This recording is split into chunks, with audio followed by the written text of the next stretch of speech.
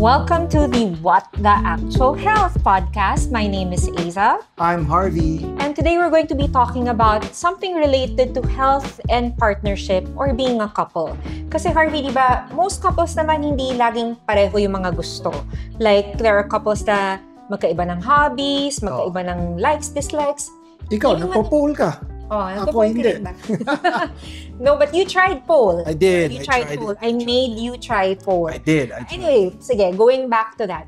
Paano yung situation, paano yung dynamics pag one of the, like let's say the girl is healthy and the guy refuses to be healthy in terms of food choices? Balik muna natin like tayo mismo. Like what were the things that we didn't do together that we do together now? Example, like remember when we got married, hindi ka into working out? Oh yeah, I hated it. You hated it, and then now you it's really my look whole for personality. So do you remember what we did that kinulit lang ba kita or paano ba nangyari doon? No, it's more of sabihin ko sana dominant personality mo pero hindi naman totoo kasi dominant din ng personality ko. I sort of saw kasi the benefits of what you wanted to do. Okay. So eventually, ginawa ko na rin siya until it became a habit. Right. Even with food choices, like growing up, when I married you, you were already healthy. Yeah. Kasi nga you were sick for a while and so you were very, very conscious about your food intake. Right. Everything. Juicing na rin ako eh. Yes, you were already juicing. Natatanda ko nga yun pag pupunta ko ng house mo, may juice din ako. Oo. But in my case, growing up in a household where midnights mean pizza, mornings mean leftover pizza, minsan pag hinahatid kita sa house, di ba kasabay pa natin yung isang pizza delivery company. Oo, ka mention ng company. But yun, I guess it was more of I saw that there was a need because I didn't want you to get sick again. I get it. Yeah. So that's why I decided. May benefit. Yes, yun yung benefit eh. But I'm sure even in your practice, sa Barron method, meron kang clientele na yung isa healthy, yung isa hindi. Okay. Is it difficult to adjust to a situation like that? Alright. So, sa nakita ko, like at the Barron method practice, when somebody makes an inquiry online, makikita mo talaga na 9 out of 10 callers are women or people that inquire are women. So that, pero ang clientele natin would be about 60-40. Okay. 60 women, 40 men. Okay. So, pero yung 40 men na yun, sino nag-inquire for yun nga, still the women. Okay. Because to be honest, the behavior of a man or from the way we see it at the practice, they never call you until kailangan na talaga. So kung kailangan na talaga, tsaka pa lang sila tatawag sa iyo. Okay. Pero merong nag-aalaga sa kanilang woman, tsaka nagta-translate 'yon sa nagiging kliyente yung other lalaki. partner, yung lalaki. Right. So So you're saying if the partner who's the primary caregiver, I would say caregiver, the one who manages the household, the one who does the shopping, I would say decision maker in terms of what happens in the house. If yun yung tao na healthy, then it just naturally follows for the other partner. No, I guess what I'm trying to get at is women care more about the men or the boys in their lives than the boys actually care about their own. Lagot ka dyan. Lagot ako.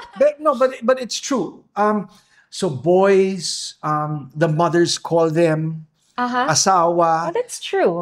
Asawa nila na wife nila tatawag. Philippine culture. Philippine culture. That's how it is. I get daughters calling for their fathers. I have a recent one, a granddaughter calling for the grandfather. So, ganun yung mga but never, pagka normally ang rate of conversion ko, pag ang lalaki tumawag, automatically converted yon. Because the reason is because they're already desperate. They know that they've got to do something already. Okay. So you don't talaga in terms of men or women gender-wise, I find that that's become a lot more. It's a woman that really dictates the health inside the household. Okay. Pero has there ever been a case na the woman is already trying to dictate pero there's still a lot of resistance or no change. Marami pa rin. Marami pa rin. That's why my next question for the woman is always, does your husband, your brother, or know you're calling? Okay. For them? Kumbaga, is there a willingness to change? Yes. Kasi kung wala, I tell them, wag na lang It's no point if you don't care enough about yourself, then there's never going to be a willingness to. And I think that goes for everyone else. Diba? Sometimes even with our friends, yeah, we care more about a particular topic than they do. Yeah. So it really boils down to the willingness of the husband. Yeah. In this case. Definitely. So if let's say the husband is willing and then the wife rolls it out in the household, what are the chances of success? Higher. Of becoming healthier, a healthier household. Majority of the time, the hesitancy does not come from the woman. Okay. It comes from the man. This is sorry guys lalaki din ako. So honestly, yan ang nakikita ko sa practice. The hesitancy because they fear that they're going to lose their freedom, their childhood, the things that they enjoy. If they enjoy, lalo na if you relate or equate your childhood to particular foods that you eat, like fast food. So let's say growing up, you were eating the burger with fries and from a fast food place or fried chicken. Then the tendency would be like, you mean to say just because I'm sick, hindi ko na makakain yan? So parang feeling nila. O sa bagay, kasi I even have an uncle, he's diabetic. Insulin dependent na siya. Has one child. Only child. And then pag nakakausap niya ako, kasi alam niya, we are in the health business. Right. Parang ang line nila lagi, then what's the point of living? Right. And ang sagot ko lagi, yung anak mo, yung asawa mo, is that not the point of living? I mean, pagkain lang ba? I mean, come on. Yeah, that alone is not enough. From the practice, you see that would be the motivation. But you have to stir up fear. Okay. Kailangan takutin mo ng konti. When a man can talk to a man. When a woman talks to a man, it can be construed as nagging Pag ikaw araw-araw mo ako sinasabi, partner mo, pag wife mo, pagkasama mo lagi, it can be construed as nagging. Parang, eto na naman, ganyan na lumalabas. But if you talk to a professional, and a professional is also in the same boat. That's where you come in. Yeah, I'm in the same boat Pareho kaming tatay, pareho kaming similar gap of age, plus minus 10 years. And then sasabihan mo, look, nabilang mo na ba? Kung hindi ka healthy, how will you walk your daughter down the aisle? So I'll make it a point for them to know na importante talaga na healthy ka Kasi ang nakikita mo lang ngayon yung gutom mo mamayang hapon. Oo, na hindi mo enjoy yung particular foods that you normally enjoy. Yeah. But you haven't experienced being in a wheelchair. True. And you have not experienced having a stroke. Yeah, kaya ko pa mag-inject ng insulin. Sikmurahin ko yun. Paano kung immobile ka na? Kung hindi ka na nakakasalita. And what if your wounds are not healing anymore because it's become quite grave? The situation has become quite grave. But in our case, ang nakakatawa naman sa atin because we are aligned when it comes to health. Parang it becomes too crazy naman in terms of what we practice at home. There's a lot of things that we do apart from juicing, apart from the supplements. Pareho din kaming mahilig mag-infrared sauna, pareho kami nag-gym, pareho kaming yun. It took a while for both of us to do certain things. To align. So the alignment took time. So I would always suggest for people who are in that space na yung partner mo ayaw pero ikaw gusto o yung partner mo gusto ikaw ayaw. You have to have that respect, I think, for each other. Yeah. Tsaka at the end of the day, like sinabi mo, yung about nagging partner. Tanongin mo rin sarili mo bakit ka ba ninanag nung partner mo? Kasi matigas ulo mo, malamang, di ba? Na if there's a situation or a health concern, and yet you're not willing to make changes, mahal ka ng partner mo, malamang. Kasi kung di ka niya love, bihiyaan ka na lang niya mag-expire. Hindi yun Bakit kanya ninanag? Gusto kanyang mamatay ng maaga?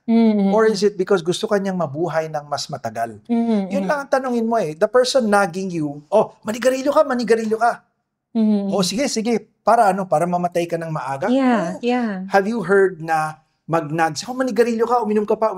Walang ganun That's true. It's really about trying to make sure that you live longer. So you can spend more time with the people who matter most to you. True. So, And ako as a wife, as your partner in life, let's say there's something that I know that's detrimental to you, and you refuse to give it up. It would make me feel like mas importante pa yung bagay na yun kesa sa akin, kesa sa mga anak natin. Well, I always tell you that in my life, in this life on earth, there's nothing more important to me than you guys, you and the kids, the family.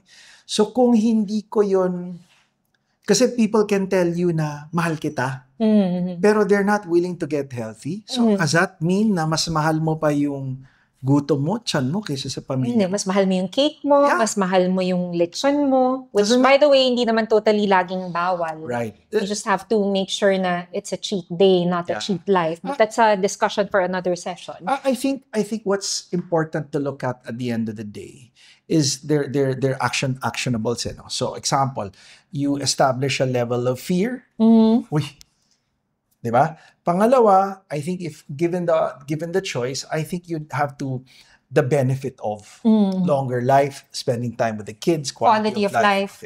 The third one, there has to be alternatives. Yes. It doesn't mean na hindi ka na pwede mag-burger, hindi ka na pwede mag-ganito for the rest of your life. Kasi yun ang tingin ng mga tao eh. Until we show them that, look, it doesn't mean na nasa kulungan ka na ng pagkakakain. It's not. It means that if you're aware, you are now able to see what choices that are really available. No, not just that. I mean, you are a human being. If you're not dead, you're continually learning. Yeah. So there's a learning curve, yes. But why limit yourself in terms of that? Now you can still learn to love better food, better quality. You can learn to dislike the feeling that you get when you consume food that's not good for you. Yeah. So you can still evolve, I guess. That's what I'm saying. Yeah. Na, hindi naman in one click, biglang you just decided, for example, you're a smoker. It's a habit that you formed.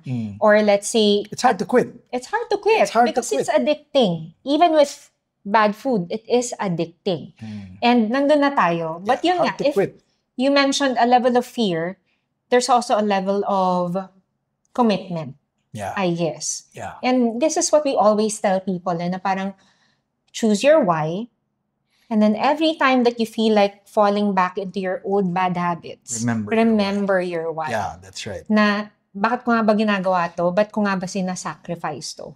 Then at least, you have your North Star na alam mong, kasi I want to live better for my kids. Kasi ayoko maging burden sa pamilya ko. Yeah. Diba? We've seen it all too much din kasi. But I think with what works for me and you, constant education. Yes. Like, padala-padala ng reels.